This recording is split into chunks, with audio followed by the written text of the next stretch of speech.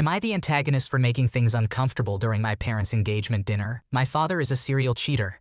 He cheated on my mother a lot during their marriage, and it came to light after she was diagnosed with brain cancer 5 years ago. My mother found out when she was already terminal, and my father's answer to this was to run away to his, at the time, affair partner's house, leaving me, 16 years old, who was only 11. And my sister, 15 years old, who was only 11.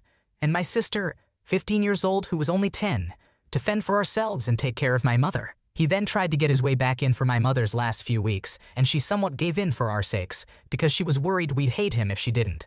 But then when the end came, he was with his affair partner. When my mother was gone, we refused to live with my father and his affair partner. We told my father we were not going to let him act like nothing bad happened, and there was no way we wanted his affair partner to be our new mother. We ran away from home to get our way, and Child Protective Services got involved and decided we should live with our maternal grandparents. But my father was given visitation rights by the courts, so we have to see him one Saturday and one Sunday a month. But not overnight. My father and his last affair partner were on and off for a few years. We found out one of her kids was actually his, and that kid is 6 now. She has an 8-year-old as well, from the man she was married to at the time she had her 6-year-old. So there's messy stuff on her side too. We don't see or interact with them ever. My father and his affair partner are now engaged, and they wanted an engagement party with family and friends, and my father insisted we had to be part of that. It happened on Saturday. My father made us use the engagement dinner as our visitation with him, but we tried to fight against it. So we went, but we weren't happy, and during the dinner my father and his affair partner were talking about how excited they were to bring the family together. His affair partner was saying she was so excited to officially be our parent,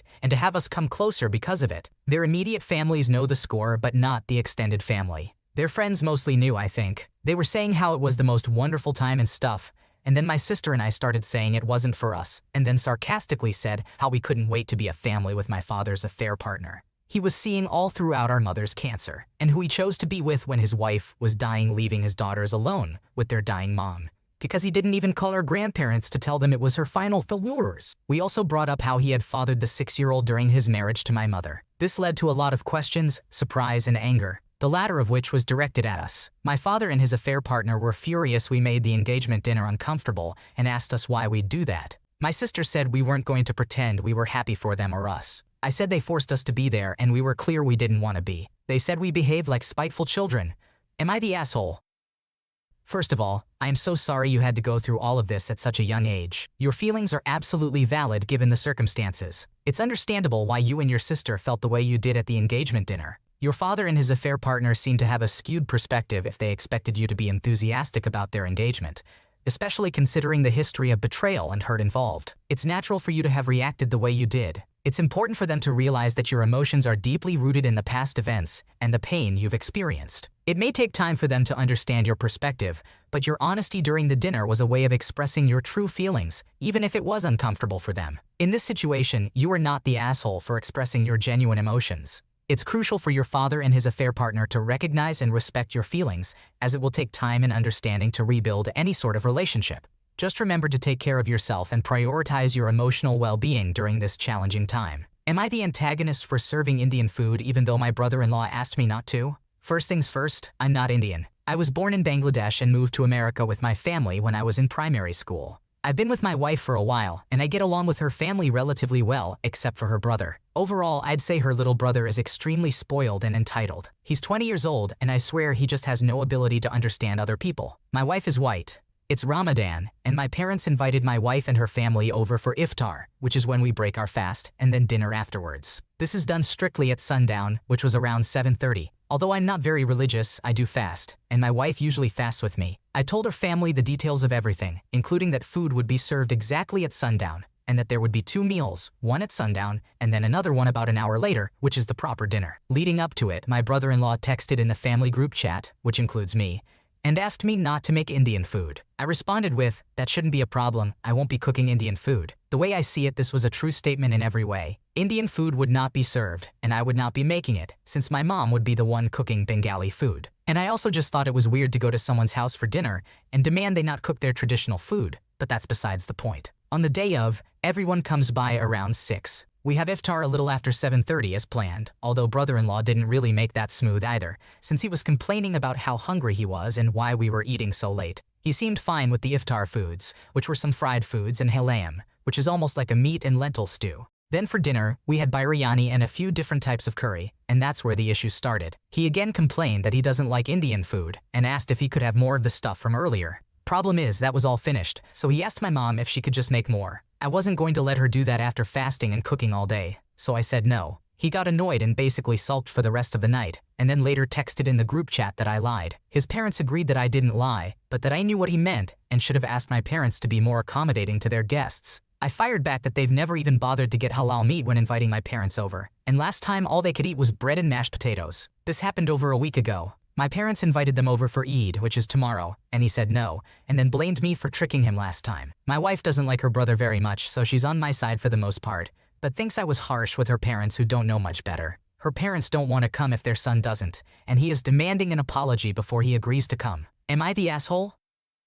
First off, let me say you're definitely not the jerk in this situation. It sounds like you were upfront about the food situation and your brother-in-law just couldn't handle the deliciousness of your mom's cooking. Demanding specific cuisine and then sulking when it doesn't match your cravings is just plain childish. It's not like you summoned a magic genie to whip up a new feast on demand. Your response was totally justified. And if he's going to pout like a petulant child over biryani, perhaps it's best if he sits out Eid until he learns to appreciate the effort that goes into preparing a meal. Your wife seems to have your back, so that's a bonus. As for the apology demand, maybe a lighthearted offer to teach him the differences between Indian and Bengali cuisine would help smooth things over. But ultimately, he should come to Eid with an open mind and an empty stomach, ready to enjoy whatever delicacies are lovingly prepared. Am I the antagonist for asking my fiancé to split my Amazon Prime subscription with me? I, 24 years old female, and my fiancé, 26 years old male, have been together for nearly 5 years, splitting finances equally via Venmo. However, I often forget to request reimbursement for shared expenses and reconcile my receipts at the end of the month, which frustrated my fiancé.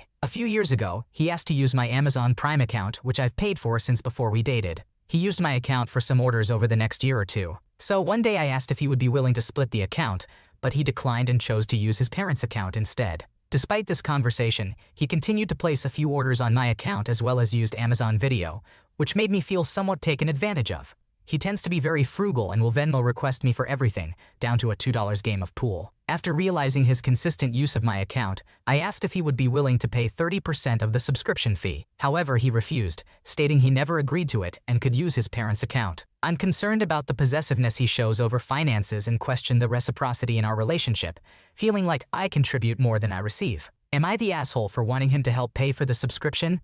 He said I can also use his parents' account and delete mine if I want, but I haven't heard this from his parents. Additionally, it's not a household account, so he adds and deletes his credit card information for every purchase to prevent his family from accidentally using it, which seems strange to me.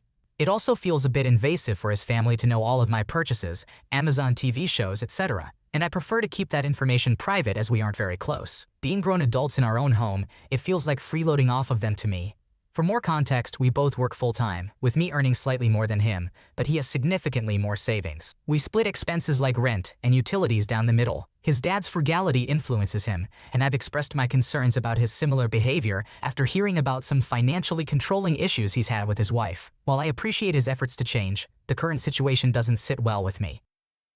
I understand where you're coming from, and it sounds like there are some communication and boundary issues that need to be addressed in your relationship. It's important for both partners to feel respected and valued when it comes to finances and shared responsibilities. Humorously speaking, it seems like your fiancé is trying to Amazon Prime his way into your savings, but in all seriousness, it's not unreasonable for you to expect him to contribute towards the subscription if he's benefiting from it regularly. Open and honest communication is key in any relationship, especially when it comes to money matters. It might be helpful to have a calm and honest conversation with him about how you feel and why it's important to you that he shares the cost of the account. Setting clear boundaries and finding a fair compromise that works for both of you is crucial. Remember, relationships are a partnership, and it's essential for both parties to feel like they are being treated fairly and respectfully. Am I the antagonist for not attending my stepdaughter's wedding? I, 46 years old male, have been married to Katie, 48 years old female. Kate has 2 daughters from her previous marriage, Selena, 29 years old female, and Amy, 25 years old female. We have a daughter, Lynn,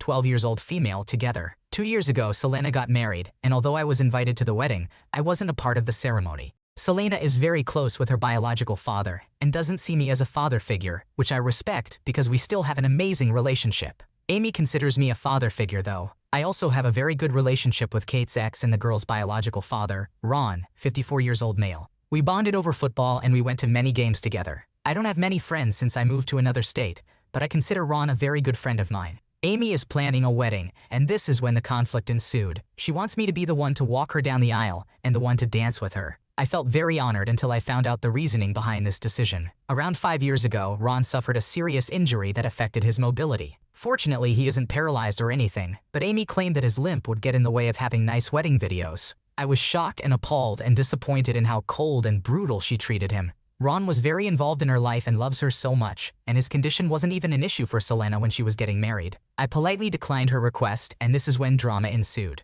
Ron found out that she wanted me to take his place, and he decided not to participate in the wedding at all, also deciding not to contribute financially. His wife, Belle, 38 years old female, called Amy and said that she is an asshole and that she won't be contributing financially either. Amy and Belle had a pretty good relationship, and Amy relied on their financial support when she was planning the wedding. I decided not to participate in this wedding either since Amy decided to exclude her own father and my best friend. Now Amy says that I'm an asshole for refusing to pay for the wedding, to participate in it, and ruining her special day. Kate says I'm being too harsh on her since she lost the support of her biological father and stepmom. Her fiancé is on her side too. Selena, Ron, and Belle think that she's an asshole and pretty much cut her off, expecting me to cut her off as well. Luckily, Lynn doesn't have a distinctive opinion. The drama is snowballing with every next day, and I feel like I need to hear some outside opinions. Sorry if I left out any info. I tried my best to put it in a 3,000-character post.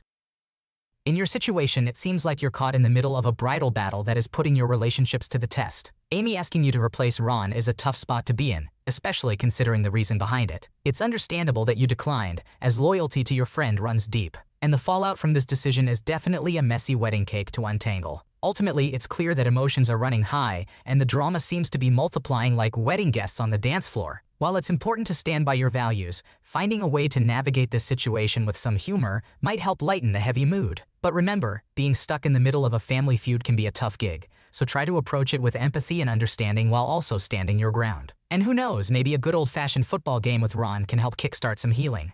Good luck tackling this tangled web of wedding woes. Am I the antagonist for being upset that I was ditched during and after my own wedding? It was actually a vow renewal ceremony. We got legally married last year with just the two of us, no family or friends present, so we just recently had the party event all planned. We had a very brief ceremony at the beginning and then celebrated. I specifically asked him to please stay with me and to socialize with me as we moved around because I know how he acts around his friends, and typically I end up being by myself if they are around. And he said, yes, of course, we will stay together. Unfortunately, that didn't happen. He left and was gone, leaving me to spend the majority of the party standing by myself. 98% of the attendees were his friends. At the end of the night, which was fairly early around 9 p.m., there was a plan to go out to a bar with many of the guests, but he decided to go while I wanted to go home with him for our wedding night. This was not acceptable to him because his family was in town and also going out. Therefore, I stayed home alone and went to bed while he went to the bar. The next day, I was upset, and he kept asking me why and what he did wrong, acting like he had no idea. When I explained how I felt, he shifted the blame onto me, saying I should have kept up with him. He mentioned finding me once outside when I went to cool down because I was feeling overheated. He used that incident to imply that I wasn't alone, and that if I felt that way, it was my fault. So, is it my fault? Am I the asshole? Am I the antagonist? For context, here are some details about people present. My father is deceased, my mother has Alzheimer's and couldn't attend. My sister, adult nieces, and a friend were there. I am an introvert with social anxiety but can manage social situations when necessary. I wasn't sitting alone in a corner feeling sorry for myself all night. I was active and moving around, but I was alone without my husband. At every wedding I've attended, the bride and groom usually spend most of the night mingling together, with moments where they're on their own. That's what I expected, not the complete opposite scenario. I know vow renewals are serious business, but it seems like your husband missed the memo on sticking by your side during the party. It's understandable to feel left out when you're surrounded by his friends, and you're the only one standing solo. And ditching you on your wedding night for a bar trip? That's a major party foul. It's not about playing the blame game here, but about mutual respect and understanding. Communication is key in these situations. Maybe sit down with him and have a heart-to-heart about your expectations and feelings. Marriage is a partnership after all. You're not the asshole for feeling upset about this. Your feelings are valid, especially given the circumstances with your family. It's important to address these issues before they become a pattern. Remember, marriage is about being each other's rock, not leaving one another stranded at a party. Am I the antagonist for being annoyed that my partner came to the opera in gym attire and ate during the play? Due to a project we recently did at work, my colleagues told me we can get free opera tickets with a +1. I was really excited since I love opera and asked my partner to join me. He told me he would join after the gym and we will meet on the spot. So we meet at the location and he is wearing gym stuff, sports shorts and a sports vest. He joked how it is probably too snobbish of a place for it, and he took a pair of jeans with him and a shirt, but he doesn't really want to bother. Now, since I was a small kid and we went to the theater with my school or parents, where I am from theater opera, ballet tickets are super cheap for school kids, and it is a very common school activity to go with your whole class, I knew that it is basic common sense to look decent at such places. I am no fan of fancy overdressing myself, and my partner knows it. However, is it not okay to expect at least plain jeans, and not sweatpants? And not to talk loud, eat or drink during the live performance on stage? So seeing all the actually nicely dressed people arriving to the venue, my partner annoyingly said that I would probably want him to wear the jeans, and now we have to find a place for him to go change, even though he is not so keen on it. I was relieved and did not want to argue, so I did not say much about it, and we had to go around the corner for him to change. The first act was good, and we went to get some snacks in the break, but due to the long queue, we did not have the time to eat them. So we come back to our places. My partner sits between me and my colleagues, and with my side vision, I see him taking the food out. Now, as I mentioned, we are adults in our late 30s, and as far as I am concerned, I do not have to tell a 35-year-old adult basic etiquette. But I had a bad feeling about it, so I turned to him and whispered, "Don't." He laughed, and I was relieved thinking he was just doing a weird joke or whatever. 30 seconds with my side vision, I see him eating the snacks. I was absolutely mortified and speechless. I poked him with my elbow, but he just kinda laughed and ignored me. I was ready to melt though the floor from embarrassment. I cannot believe I am seeing a grown-ass person eating during an opera, and even worse, that being my partner right next to my colleagues who invited me here. A few minutes later, my partner leaned to tell me something, but I was still burning from shame and anger and did not reply, so he asked, "Is it out the food?" and then rolled his eyes, sighed loudly, and stopped talking to me. I could not enjoy the rest of the opera at all, and when my colleagues gathered to discuss it afterwards, I was still feeling too embarrassed, excused myself, and left ASAP. My partner caught up with me outside and was annoyed at me, being so stuck up about such a petty thing. According to him, it was dark, and he wasn't sitting direct in front of the stage, so who cares? It is okay, yay. I told him it is about how far he sits. It is common sense to not do such things in a theater. He rolled his eyes and told me, "There is no such rule. It is not written anywhere," and that I am making up some imaginary rules just to go at him. I really cannot wrap my head around this, so I started questioning my sanity. He also told me that in his opinion it is me who has a problem, and I should discuss it with my therapist, that I care too much what people think. I am in therapy for different reasons. He was actually the one who encouraged me to start therapy in the first place. I mean, it is not just about what people think. As an artist myself, I find it insanely rude, uncultured, and disrespectful both to actors and people next to you to bring food to the opera and eat it during the live performance. We came here specifically for this live event. Can you really not wait for like an hour? Am I the asshole for being angry and disappointed with the whole experience? It sounds like you had a rather, eventful night at the opera with your partner. While it's important to remember that different people have different levels of formality when it comes to these types of events, it seems your partner's behavior may have pushed the boundaries a bit. It's understandable that you were left feeling embarrassed and disappointed, especially given your background and appreciation for the arts. Your partner's disregard for basic etiquette, such as proper attire and not eating during a live performance, can be seen as disrespectful to both the performers and those around him. It's perfectly reasonable for you to feel upset about his actions, particularly since you were there as a guest of your colleagues. It might be worth having a conversation with your partner about your expectations for future events like this. While humor can certainly lighten the mood, it's essential to ensure that both parties are on the same page regarding appropriate behavior in different settings. And who knows, maybe your partner will come to appreciate the finer things in life, like not chowing down on snacks during a live opera performance. Thanks for watching. When you subscribe, make sure to hit the bell to turn on notifications so you never miss a video. To finish listening to all the stories, check out the playlist in the description.